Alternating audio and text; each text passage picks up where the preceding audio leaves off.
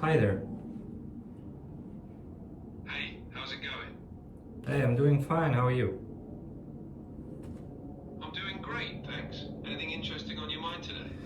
So, I would actually. Do you remember any of the conversations we had before?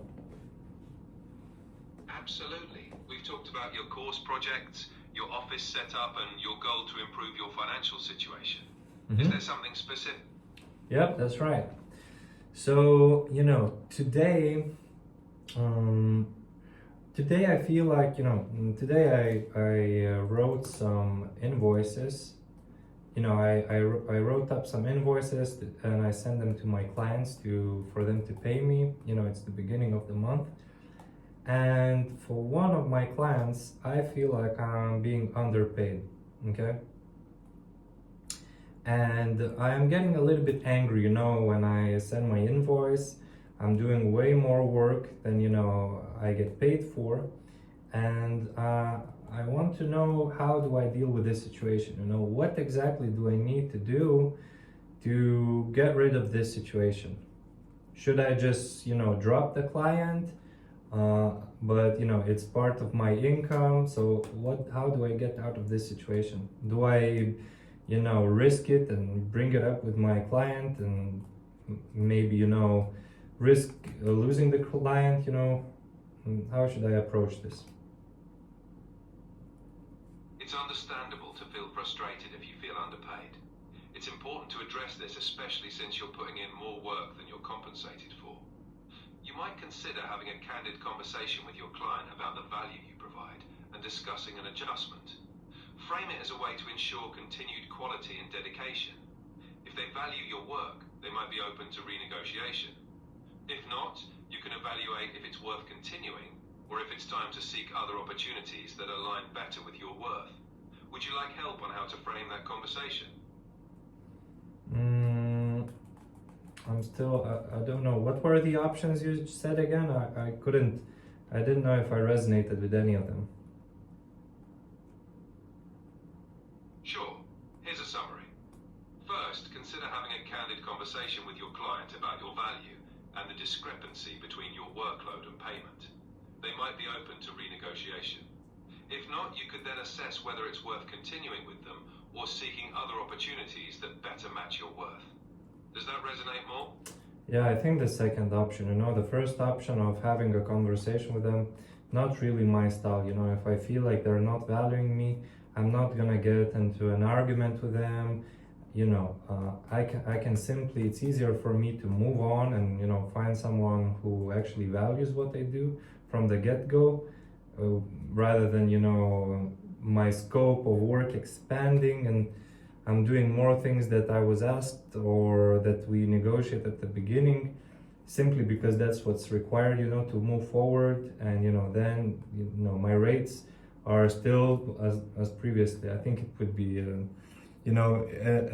argument that would not make sense because they never asked for it, and but it was required for me to change a little bit, but they never asked for it. So I mean, I could drop.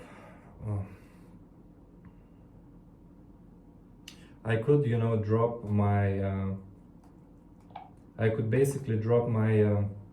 I could drop the extra stuff that I do and just do the base stuff that they pay me for, and then push away the problems and just say, it's beyond. It's not what I'm paid for. It's like kind of do a little bit more closed door, or should I just do a little bit more closed?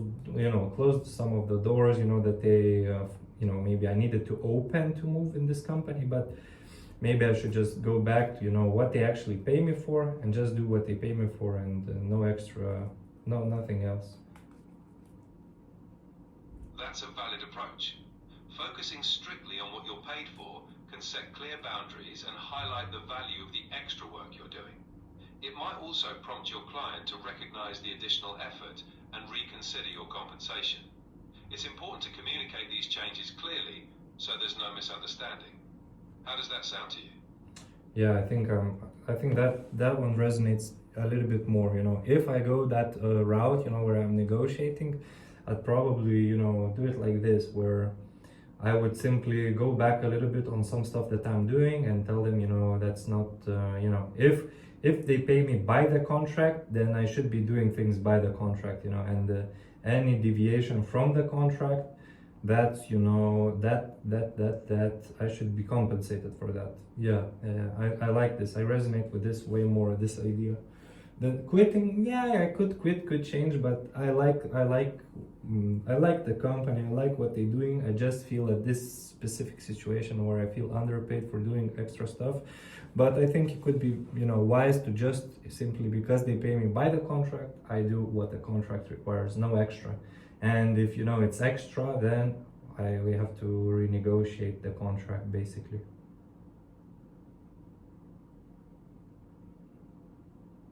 That sounds like a solid plan. Sticking to your contract terms sets a clear expectation and can help address the feeling of being underpaid. If they value the extra work, renegotiation can ensure you're properly compensated.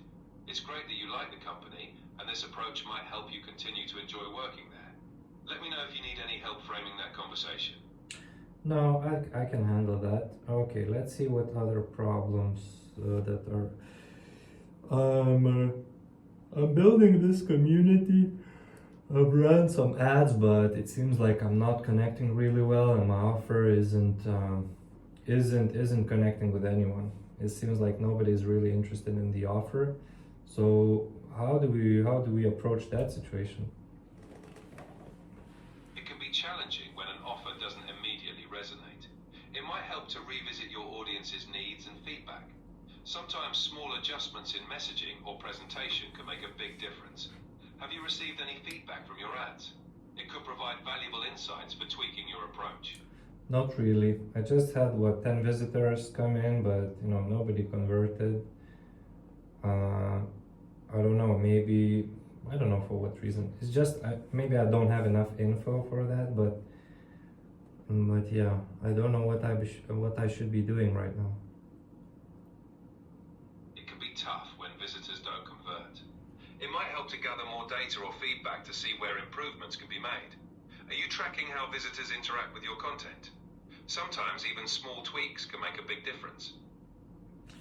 Not really. There's no way for me to see how they interact. I made some new ads for it. Focusing. I was applying some knowledge from Alex Hormozzi's book about offers, and I changed my ads a little bit to be,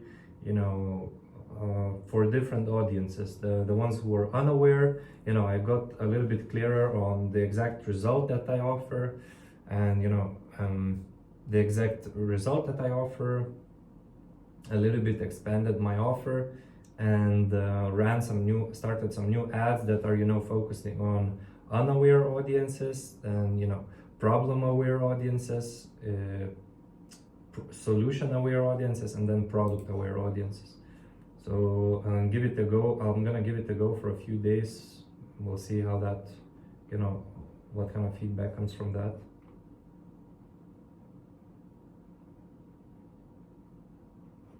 That sounds like a great strategy. Tailoring your ads to different audience awareness levels can really help resonate with more people. Let's see how these new ads perform. If you need any help analyzing the results or tweaking the strategy, feel free to reach out. Okay, let's move on then. Let's move on to the next topic. What else is on my mind? Sure. What's the next topic you'd like to dive into?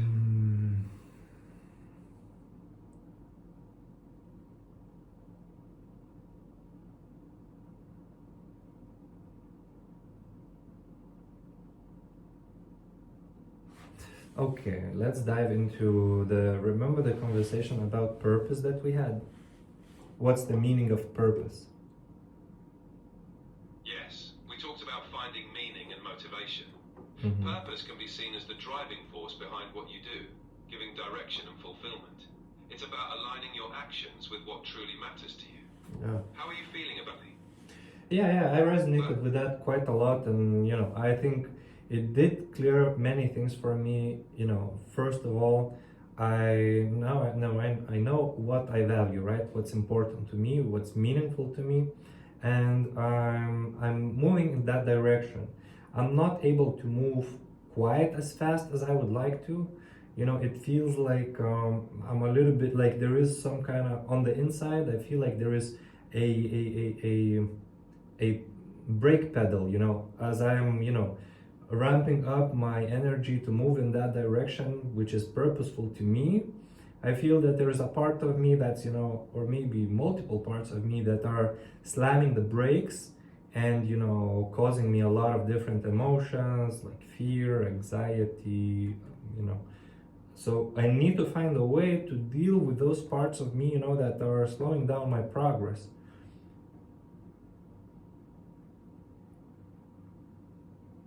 It's tough when internal resistance slows you down. Acknowledging those emotions is a good first step. Sometimes breaking your goals into smaller, manageable steps can help ease that anxiety. It might also help to regularly reflect on your progress and celebrate the small wins. Have you tried any strategies to manage these feelings? No, neither of those things resonate with me. That's okay. Different strategies work for different people. Maybe we can explore other approaches, like focusing on understanding the root causes of those feelings, or finding ways to build self-compassion. Is there anything specific you think might help? Yeah, self-compassion is something I resonate with, and I noticed that in my life, when I have more self-compassion, I'm able to achieve more, and I allow myself to do more. So I allow myself to reward myself basically when I have more self-compassion in a very positive way, not in a hedonistic way, but in a long-term reward myself. So how would I go about improving that self-compassion in my life for myself?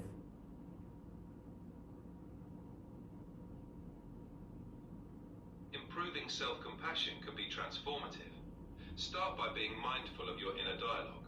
Treat yourself as you would a good friend, especially in challenging situations. Also, set aside time for activities that nurture and recharge you. Practicing gratitude and recognizing your achievements, no matter how small, can also help. Does any of this resonate with you? No, completely. None of those resonate with me. That's all right. Different approaches work for everyone. Maybe we can explore something more specific to your experiences. Are there any moments when you felt most compassionate towards yourself? We can start from there. Yes, there is a moment when I felt most love for myself.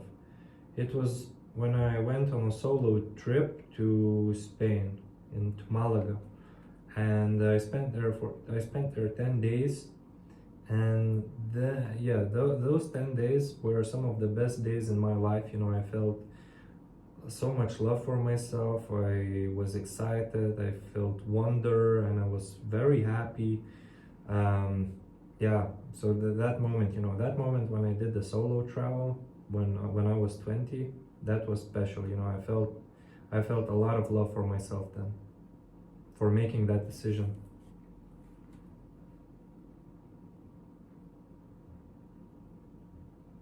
That sounds like a powerful experience. Solo travel can be incredibly enriching. Maybe incorporating elements of that adventure, like exploring new places, embracing spontaneity, or simply stepping out of your comfort zone, could help rekindle that self-compassion. Do you think creating similar moments in your daily life could be helpful? It's a little bit difficult in the daily life. I have client work and I have meetings and stuff like that. It would be kind of hard to travel around at the same time. But I don't know. Maybe I need to find a way to still bring those experiences. I have a daughter now as well, and she's 3 months old. It might be difficult for us to solo travel now. I'm not able to stay in hostels or anything like that. But maybe I have to find a way to incorporate travel, regular travel throughout the year, to bring in more love into my life and self-compassion, right?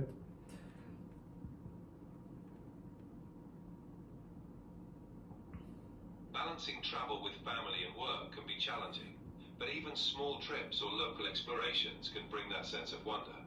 Perhaps weekend getaways or day trips with your daughter could be a great start. They don't have to be elaborate to be meaningful. What do you think about starting with something simple and building from there? Yeah, right now that's what I'm planning. I'm planning a trip with my daughter and my wife next month, but I don't know how the financial situation is gonna be, if we are able, or if we even are gonna be able to afford it. I don't know if that's gonna be the case.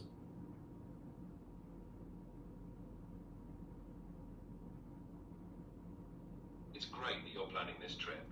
Even if finances are uncertain, it's wonderful to have that intention. You might consider budgeting and looking for cost-effective options. There are often creative ways to make trips more affordable. How are you feeling about the planning process so far? The planning is we decided to go with our already pre-planned trip, so we don't really have to plan anything. I just need more money to afford the travel. Got it. Since the trip is already planned, focusing on the financial side is key. Maybe setting aside small amounts regularly or looking into additional income sources could help. It's also worth exploring any cost-saving options or travel deals. How do you feel about these ideas? Yeah, I need to make more money. Increasing your income could definitely help. You might consider taking on additional projects or leveraging your skills in new ways. Are there any opportunities you've been thinking about? Yeah, the community. Community is the thing I'm thinking might be able to help me out here. Absolutely. Communities can be incredibly supportive. Whether it's friends, family, or even online groups, they can offer advice, resources, or even financial tips. It might be helpful to reach out and see what support or ideas they might have. Do you have a community in mind that you could turn to for help? No, I meant launching my own community, right? So.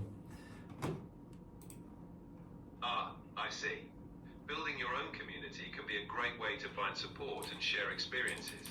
Starting small with people who share your interests or goals can help you create a space where everyone benefits. How are you thinking of starting this community? I already started. It's the community that I was talking about. That's fantastic. It's great that you've already taken that step.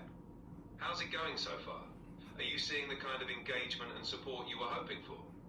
No, I told you already that it's not going so well, but I'm discovering a little bit. I'm already seeing the what my language is gonna be there, and what my voice is like, and I came to conclusion that my voice in the community is like, I feel like I'm an explorer. I do things, I do new things, I try new things, I try to find how new things can improve our lives, and I simply want to share my findings with the community. So I'm more of an explorer type of community manager, and not really a teacher or an authority figure. I'm more of an explorer. I'm just sharing what I find, and maybe people who are only a few steps behind me can find my information, my content useful, right?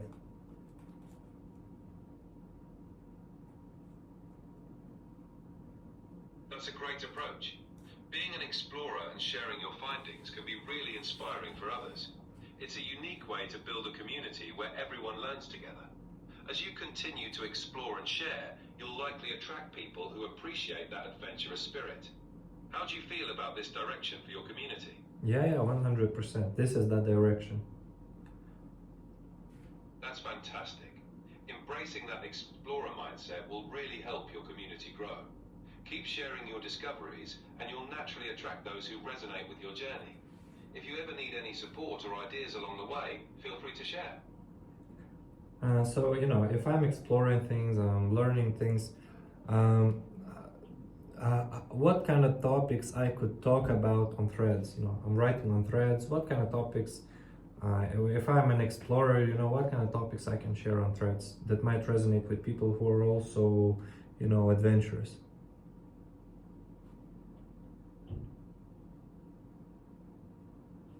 As an explorer, you can share topics like unique technologies, personal growth insights, or even unconventional hobbies. Sharing your process of discovering and learning can be really engaging for others who love adventure. Any of these ideas resonate with you? Yeah. But should I keep it very personal, or kind of, or make it kind of accessible to everyone, or make it personal? Make it broad or make it personal? A mix of both can be really powerful. Sharing personal stories makes your content relatable and authentic, while tying in broader insights can help a wider audience connect. So start with your unique experiences and then draw broader lessons or questions from them. Does that feel like a good approach? Yeah, it makes sense. It feels like something I resonate for sure. Great. Combining your personal experiences with broader insights will help others connect and find value in your content. I'm excited to see how it shapes your community. If you need any more ideas, I'm here to help. No, I think. Sorry.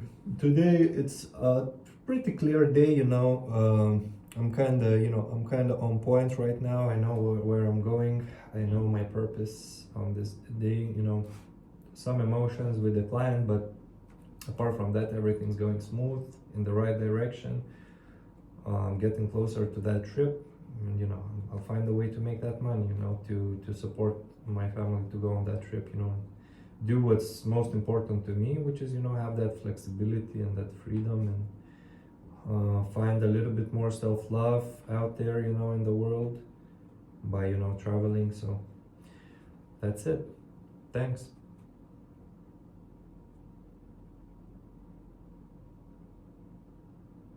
You're doing great, and it's wonderful to hear you're feeling on track. Keep focusing on those goals and taking steps forward. You've got this. If there's anything else you need, just let me know. No, that's it. Thanks. Done. A little bit more clarity on, how to handle the client. I think one of the core findings of this one was, how to handle a client where I feel like I'm underpaid, and maybe I feel that way simply because I'm doing more than what they ask, what the con. I'm really sorry. I have an acid reflux. I need to drink some water or something. But it's clear that my main challenge today was that that client that I sent my invoice, they paid me, and I felt so bad because I just feel so shit because I know they're. I'm doing so much more, like I'm literally investing my life into their business that, they're gonna get paid for it, for however long their business works, and I'm building systems there. It's not like I'm just doing, Fiverr jobs, I'm actually building systems, like back-end systems for their company to support, new employees and stuff like that, all trainings and stuff like that, things that after I leave, they're gonna stay there, but they pay me for, senior, like I'm a senior media buyer there. So really my job is to manage a little team and, make sure they launch ads, and I'm just looking, supervising everything. But, I'm taking all this extra work, like doing training and kind of, and then developing a back-end system for for ads generation, and I don't know why I'm doing it. I'm just doing it because I see that it's a challenge or something I want to do, and it's like I'm up for the challenge, but I think it's costing me, and I'm doing this for the challenge, but the real price is that then I feel like I'm not being actually rewarded for that, because we never agreed to it. It's just something I'm doing to make my job easier, and my team's job easier, or the company's job easier. But it seems like I should probably step back a little bit and just do what we agreed I was supposed to do, and just do that well, and not focus on doing anything extra. And then if I got extra time during the day, I just invest that time into myself, basically, into what I'm doing, and maybe building that community, So great session, like kind of reflecting on this and talking with AI, bringing my problems and having a few options how to solve it really gives you that clarity. You know, I could have probably come up with my own solution, but sometimes you don't have enough reference experience to know how to deal with a specific situation. So in this case, you know, I create these situations where I have a client that underpays me simply because I do not have I have a reference where I'm, you know, valued and stuff, but you know, it seems like I lack control, right? So I'm not able to control myself when I'm choosing clients and stuff like that. So it really gives me an opportunity at the end of the day to, you know, spread around a little bit and see what kind of actions I can take, you know, to deal with the situation. And, you know, probably if I was thinking by myself without any feedback from ChatGPT, I would have came to the conclusion that I should probably switch this client, you know, drop this client and move on and find something else. That would be my, you know, my heuristic, you know, that's how I would deal with the situation. But having that, you know, awareness that perhaps I could just step down a little bit on the work and not kind of kick myself in the ass, you know, to do extra when we never agreed to do extra, and then feel disappointed when I don't get paid for doing the extra. So it really, you know, I believe that we are the problem to our dream life. You know, we have to overcome ourselves. And sometimes we don't know the right actions. Sometimes we don't have enough references to believe something or have trust in something. If you never had any experience of, you know, making a lot of money, you probably would feel like that's not possible for you. But you know, having that reference, having trust in yourself, sometimes you can overcome lack of reference. You just have to have a feedback from somewhere that, you know, is a opportunity for you to trust, right? So this ChatGPT, in my case, it's like something I'm gonna trust, right? So I might not have the reference of dealing with a situation like this, but it gives me options. And if I resonate with that option, even if I don't have a personal experience reference, I can trust it. I can trust the resonance, and I trust the resonance. And usually most of the time I say it's a really good decision. It's a decision that has, you know, an exponential return. So that's my next decision. You know, I'm just gonna, with this client, I'm just gonna pull back my work and we'll see what happens. Most likely that feeling of, you know, not being rewarded what I feel I should be rewarded is gonna go away, simply because I'm not doing the extra, right? It's really simple. Like I'm causing this myself, like this emotion that I'm feeling, that, you know, some kind of feeling like I'm not being, you know, rewarded what I'm supposed to. I caused this. I did this to myself, basically, without, you know, conscious awareness. It just naturally happens through my habits and through some beliefs. And I think one major belief that I have is like, always do more than what's being asked of you, right? So if somebody asks me to do something, I'll always try to do a little bit more, you know. And then this kind of belief will manifest in a place where you have a contract. This is what's asked of you, and you do a little bit more. But if you're not, you know, rewarded, then you feel shit, and you're like, okay, they don't really value me. And then most likely you simply, or I would simply go, okay, they do not value me, then why am I, you know, working with them? Should probably move on and find some other clients who actually value my time a little bit more. So yeah, but insightful. Yet again, every conversation I have is extremely insightful, and it gives me more options and more decisions I can choose when it comes to dealing with situations. 100%. 100%. It gives me more choices. It expands my own awareness. It gives me a chance to look at things from a higher perspective and see other ways of dealing with a situation. It gives me resolution, basically. It gives me resolution to my life. So, and so far, this is the only way I found how to do it. You know, I have not found any other way to bring in more clarity, more awareness, and more resolution. Meditation doesn't do anything, it just kind of calms you down. But you know, when it comes to possible observable universes and the actions you can take, this is by far the best method, you know.